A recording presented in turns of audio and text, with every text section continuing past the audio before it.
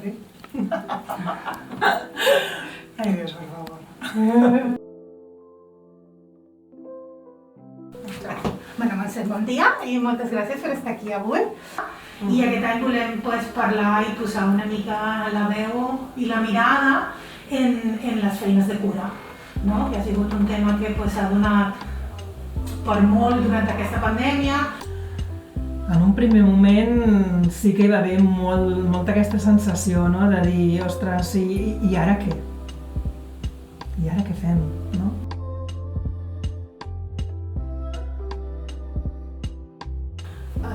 Tinc 54 anys i doncs bé, a la meva llar hi viuen doncs, la meva parella, tinc dues filles, una d'elles viu i no viu, val? De 26 anys, són bessones, i també hi viu el meu sogre.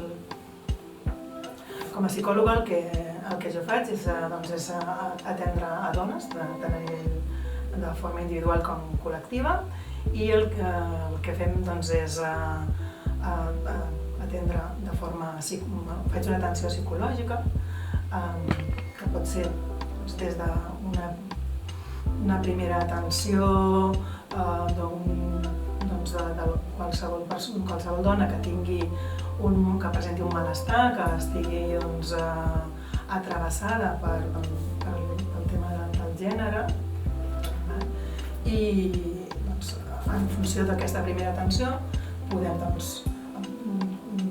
anar treballant tot el que seria la part de fer algun acompanyament terapèutic, si és que es dona el cas, o bé seria un moment d'únic.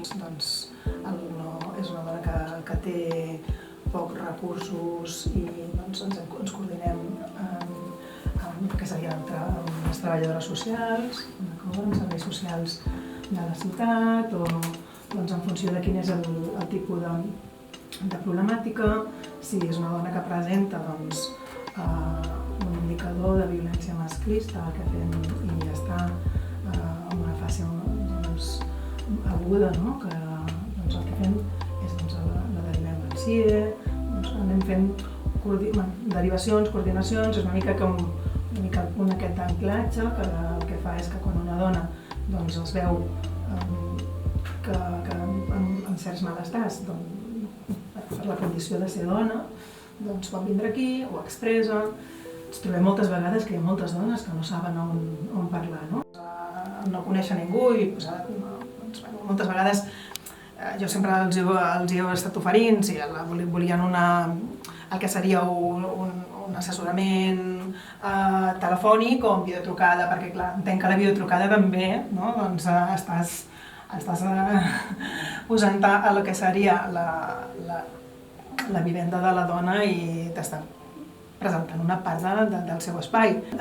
Les noies joves no tenen cap mena de problema en fer tot el tema de les videotrucades i al contrari, que més aviat gairebé se senten com més còmodes, no? Perquè estan allà a casa seva i així, i cap problema i no han de desplaçar-se, però la gent més gran té més dificultat i sobretot ja quan anem a una franja d'edat que de més de 60 anys tenim un problema i aquí tenim un col·lectiu important de dones que són més grans i les que ens ha quedat la línia telefònica per anar-les fer-li un seguiment i potser en plena pandèmia és les que ens vam tindre una atenció més activa, no? Perquè quedaven molt soles, no tenien cap recurs, altres persones potser tenien més xarxa.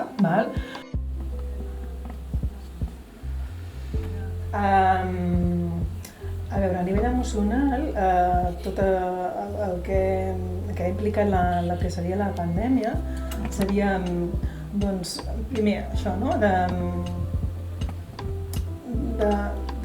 D'intentar trobar una altra manera de comunicar-me amb les dones, no? Jo no havia mai fet el tema de comunicar-me a nivell de... Una cosa és informar per telèfon i l'altra cosa és fer un treball, no? I emocionalment per mi ha sigut un esforç perquè a més soc molt de contacte i de proximitat I clar, justament és el que no es podia fer i per mi m'ha suposat doncs, un aprenentatge, val? I de la pandèmia m'enduc això també, no?